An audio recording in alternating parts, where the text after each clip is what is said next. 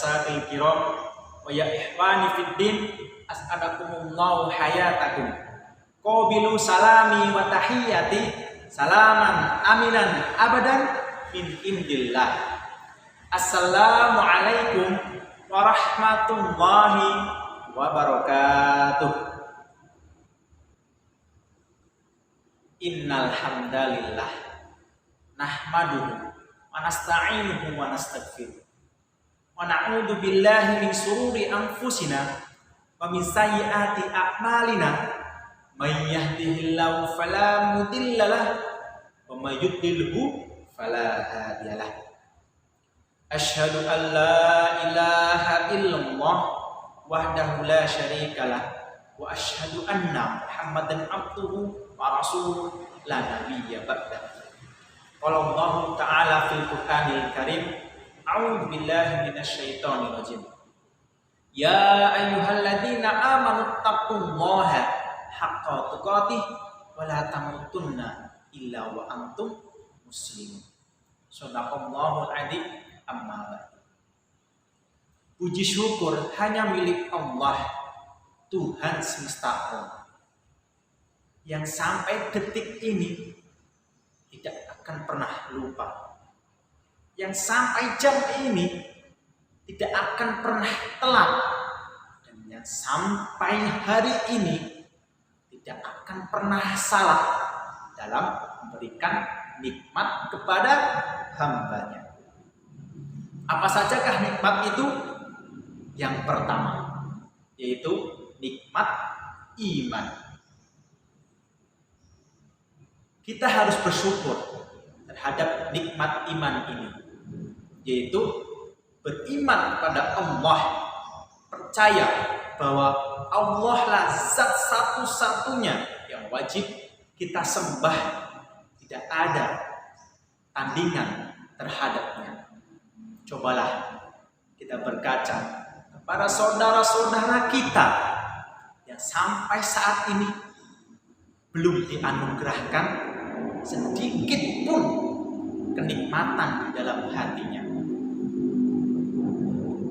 Ia kehilangan arah dalam menjalani hidupnya, sehingga di kelak hari nanti ia termasuk orang-orang yang menyesal, orang-orang yang celaka, dan dimasukkan dalam neraka jahanam. Yang kedua, yaitu nikmat sempat. Banyak sekali orang-orang yang melalaikan nikmat ini, yaitu nikmat sempat, sehingga ia menyibukkan seluruh umurnya untuk urusan dunia saja. Ia menganggap bahwa ia akan hidup selamanya di dunia, sehingga ia tidak menyempatkan sedikit pun waktunya untuk beribadah kepada Allah Subhanahu wa ta'ala. Orang-orang inilah yang akan celaka di akhirat kelak nanti. Yang ketiga, yaitu nikmat sehat.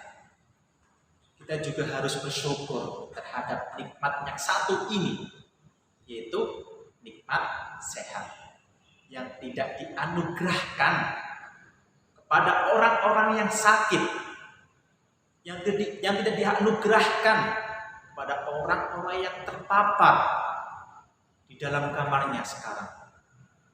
Ia menganggap bahwa nikmat sehat ini adalah suatu nikmat yang tidak ada harganya, suatu nikmat yang tidak ada nilai uangnya, sehingga mereka mengibaratkan nikmat sehat ini terhadap seseorang, yaitu seperti orang yang memakai mahkota di atas kepalanya, sehingga ia memiliki aset yang sangat berharga, tiada nilai uangnya.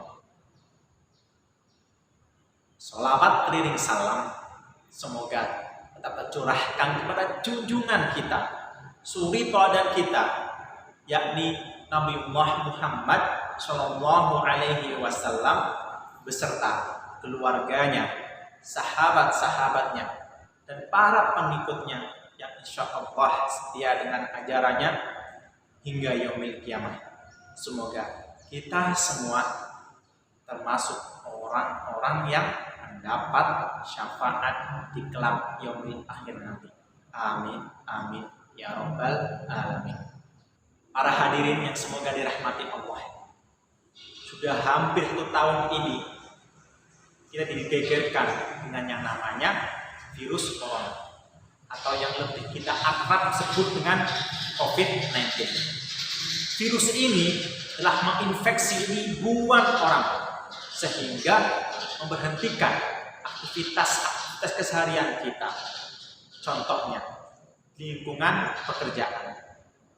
Banyak sekali berita-berita di TV yang menayangkan bahwa para pimpinan perusahaan-perusahaan memberhentikan para karyawannya secara paksa, sehingga mengurangi resiko kebangkrutan di dalam perusahaan tersebut. Di lingkungan kantoran, para pimpinan-pimpinan kantor memerintahkan karyawan-karyawannya untuk melakukan pekerjaannya hanya di dalam rumah. Lingkungan pendidikan, semua siswa, guru, dosen, dan mahasiswa-mahasiswa lainnya dituntut untuk melakukan kegiatan belajar mengajar hanya melalui daring atau online. Tak terkecuali juga dengan kegiatan perdagangan di masyarakat. Mereka dituntut untuk mengurangi kegiatan perdagangannya tersebut, untuk meminimalisir berkerumunnya orang-orang di dalam pasar, sehingga mengurangi resiko tertularnya virus COVID-19 ini. Saudaraku seiman, setiap diri kita dalam menyikapi virus corona ini banyak sekali perbedaan pendapat. Ada yang berpendapat bahwa virus ini merupakan virus buatan manusia, merupakan rencana manusia untuk mengubah tatanan dan aktivitas-aktivitas manusia kesehariannya, sehingga terwujudnya tatanan baru yang divisi-misikan oleh manusia yang membuat virus tersebut. Ada juga yang berpendapat bahwa virus ini merupakan virus musiman yang sama dengan penyakit-penyakit lainnya yang suatu saat nanti akan hilang dengan sendirinya, sehingga mereka meremehkan virus corona ini. Kita sebagai orang muslim dalam menyikapi virus corona ini berpendapat bahwa ini merupakan ujian dari Allah. Ini merupakan ketetapan yang Allah tetapkan. Allah berfirman dalam Quran surat Al-Baqarah ayat 155. A'udzu billahi minasy syaithanir rajim. وَلَنَبْلُوَنَّكُمْ بِشَيْءٍ مِّنَ الْخَوْفِ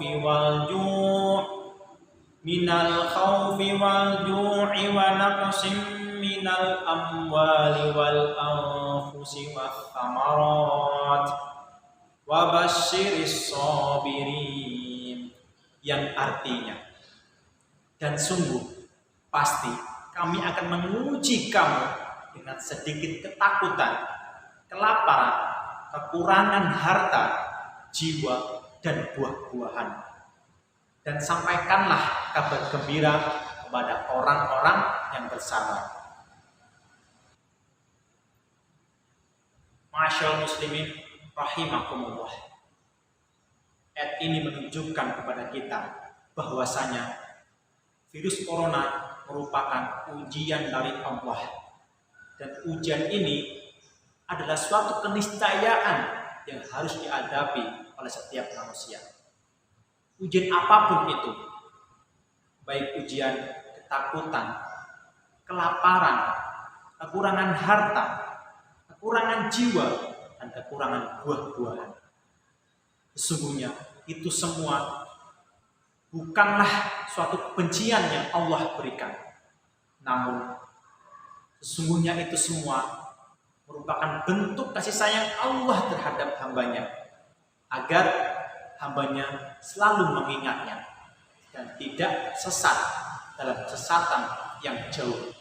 Tentunya dengan bersikap sabar dalam menanggapi apa yang ia timpa.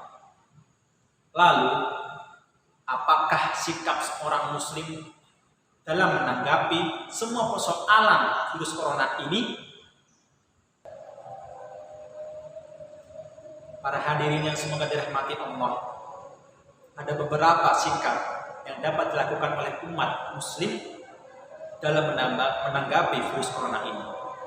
Yang pertama, berprasangka baik kepada Allah. Berprasangka baik kepada Allah dapat memicu hal-hal positif di dalam pikiran kita, sehingga bisa mengurangi stres di dalam hatinya. Di dalam hadis qudsi pun dikatakan bahwasanya aku, Allah, sesuai dengan prasangka hambaku. Berprasangka baik kepada Allah sangatlah penting, karena Allah sendiri yang mengatakan bahwasanya Allah akan memperlakukan pada hambanya sesuai dengan apa yang ia dikirakan kepadanya.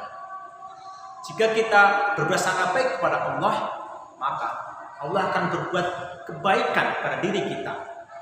Pun sebaliknya, jika kita berprasangka buruk, maka Allah akan memperlakukan kita dengan keburukan.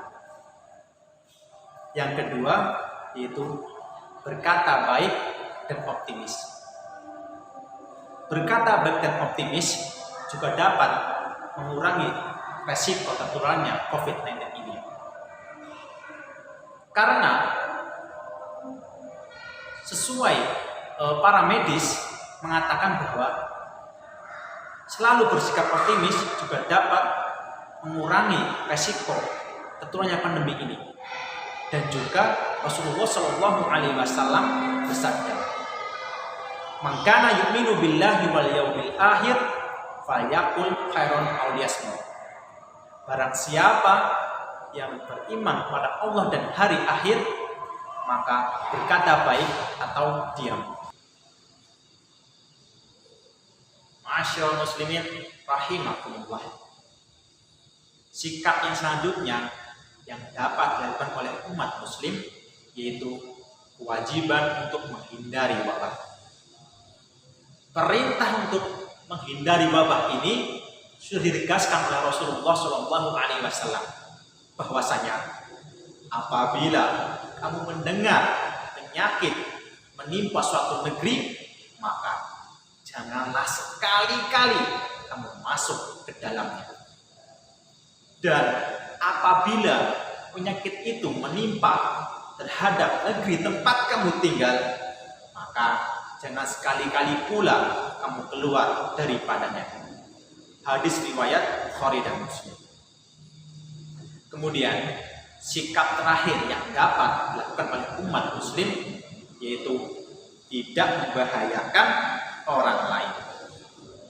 Pemerintah Indonesia memerintah kepada warganya untuk senantiasa mencuci tangan, menjaga jarak, dan memakai masker adalah upaya untuk tidak membahayakan orang lain. Ketika kita memenuhi protokol kesehatan, maka secara tidak langsung kita telah menyelamatkan diri kita sendiri dan menyelamatkan orang lain. Itulah 4 hal yang dapat dilakukan oleh umat muslim untuk menanggulangi wabah yang sedang ramai ini, yaitu wabah corona COVID-19. Semoga kita semua dapat melaksanakan 4 hal tersebut agar virus corona ini bisa segera mereda dan aktivitas-aktivitas keseharian kita dapat berjalan kembali sebagaimana mestinya. Wallahu a'lam bishawab. Demikian yang dapat saya sampaikan. Bila ada salahnya, itu datang dari saya pribadi, dan bila ada benarnya, itu datang dari Allah SWT. Semoga bermanfaat. Wabillahi taufik wal hidayah. Fastabiqul khairat. Assalamualaikum warahmatullahi